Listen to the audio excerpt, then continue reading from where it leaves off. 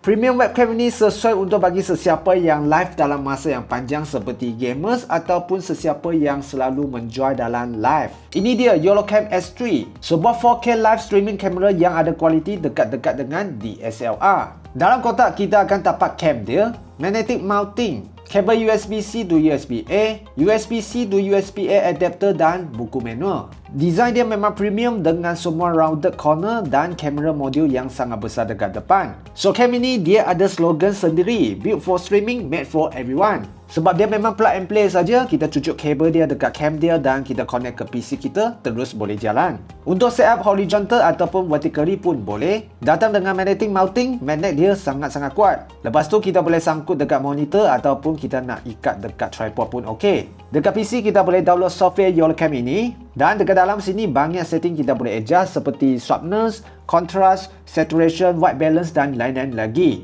Okey, sekarang kita tengok hasil dia dan ini adalah video record dari YOLOCAM S3 ini. Dia ada AI enhanced image dan HDR. So nampak tak overall video dia nampak sangat high quality. Tambah dengan dia guna sensor yang sangat besar. Even suasana yang low light pun masih cantik dan bokeh dia dekat belakang nampak tak blurry dia sangat natural. Tengok pula autofocus dia pun sangat laju. So yang ni sesuai untuk sesiapa yang nak jual barang dekat live streaming. Produk-produk boleh nampak dengan sangat jelas dan sharp. Confirm sales meletup. Body dia all aluminium. So memang tak overheat even kita live dalam masa yang panjang untuk gaming ataupun live menjual. So overall, YOLOCAM S3 ini adalah webcam yang saya guna untuk buat live. Performance dia sangat-sangat puas hati, especially pada masa yang panjang dia tak overheat. So kalau siapa yang berminat kan, boleh dapatkan sekarang dan kalau ada soalan komen di ruang komen.